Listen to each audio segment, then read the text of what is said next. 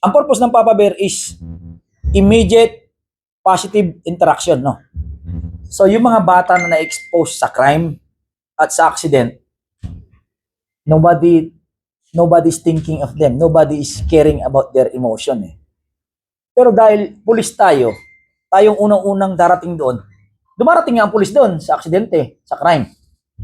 Anong ginagawa natin? Of course, responde tayo. We effect arrest, we conduct investigation.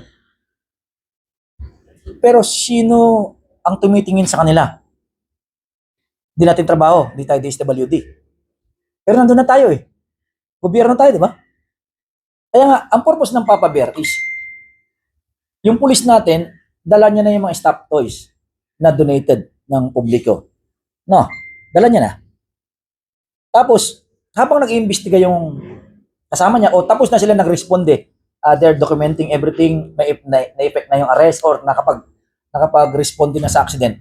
It's the time na yung tayo bilang isang pulis, tayo bilang isang tao ng gobyerno, may makita tayong bata, bigyan natin ng toy. Kasi nga, ang punto natin doon is magtanim tayo. As early as now, hindi man tayo mag-benefit kung ano man yung, di man tayo mag-benefit nito, pero at least the future PNP will thank us. Kasi nga, magandang tinanim natin sa mga bata. Ako nasabi ko sa inyo, na-experience ko to, nabangga kami when I was 10 years old. Grade 4 ako. Yung tricycle namin, hinatid kami sa school. Hindi, accident naman talaga kasi parang may nawalan ng gulong. Ay, yung sumiparit yung gulong. Sumiparit yung gulong ng truck, tumama doon sa kon namin. Bang! So, huminto kami. Lahat kami nanginginig, mga bata kami. Mga bata. Dumating yung pulis. Siyempre, ang pulis nang imbestiga. Kami, na bata, kami na nanginginig. Wala eh. Diba? Sipin mo na yung pulis ay after ng investigation, kinumusta sana kami. Oh, kumusta na kayo? Itong stop toys. Oh, antayin nyo yung alis din lang kayo. So, ang tawag ko dito is immediate positive interaction. So, sana, I believe, marami namang stop toys na available eh. Hindi natin kailangan bumili. Hindi natin kailangan ng brand new. Ang kailangan lang natin is i-convince ang publiko na yung mga napaglumaan ng mga anak nila, syempre yung mga binata na anak nila, ganun. Yung napaglumaan, imbis na nasa cabinet lang, i-donate na nila sa atin para may bigay natin sa bata. Kasi yun naman talaga ang purpose ng stop toys eh, sa bata. Alis kayo nyo. Pag nililigawan kayo, stop toys. Niluloko lang kayo. Joke. Yeah. So, yun yung goal natin, no? That's the Papa Bear. Yeah. Sana, huwag tayong makornihan. No?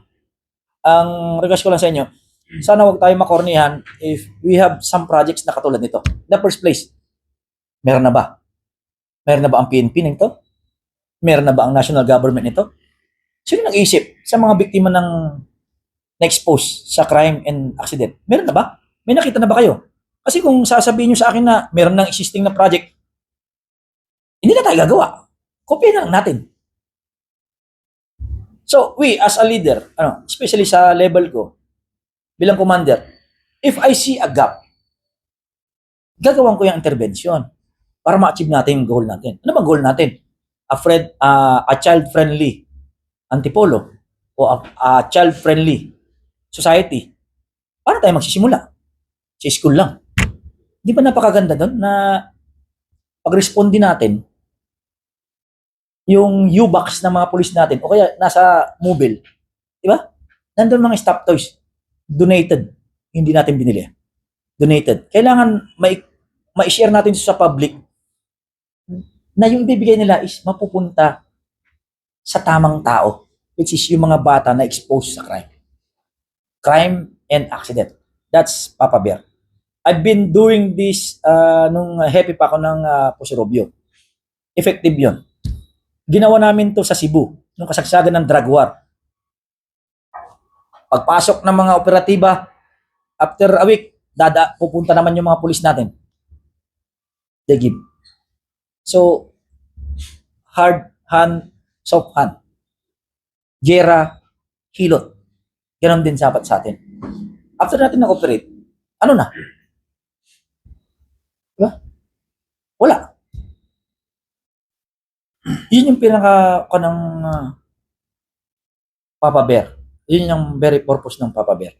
Kahit papano, magkaroon tayo ng immediate positive interaction. Habang nanginginig yung bata, that's the best opportunity for us to show sino tayo. Sino yung nakasuot ang uniform nito. Ano magmamarka sa kanya nung siya ay in distress. So, siguro na yan, kahit na tumanda na yan, kahit siraan pa tayo ng ibang tao, maalala nila yan. No? So, I hope na supportan nyo lang ako doon sa ganitong idea. Hindi ako magbe-benefit dito. Kayo, yung mga batang opisyal, mga batang pulis, later on, pagdaan nyo lang sa kalsada, sasaluduhan na kayo. Kasi they will remember. Hindi naman kailangan lahatan ito. Amber, alam niyo yung amber? Yung konting sunog lang, yung konting sunog ganun, tapos magkukus siya ng fire. Parang ganun. Kahit na malit lang tayo. Antipolo lang, malit lang na kanyan, amber. Amber. Amber, ha? Yung maliit lang, yung parang sa, di ba? Baga, tama yun, oh. Maliit na baga. Malay nyo, mag-cause tayo ng massive spread. Yung idea natin is kumalat sa buong PNP or sa government. No? Yun lang. Kailangan may magsimula. At para sa akin, ito na yun. Simula tayo. Ano natin masamain?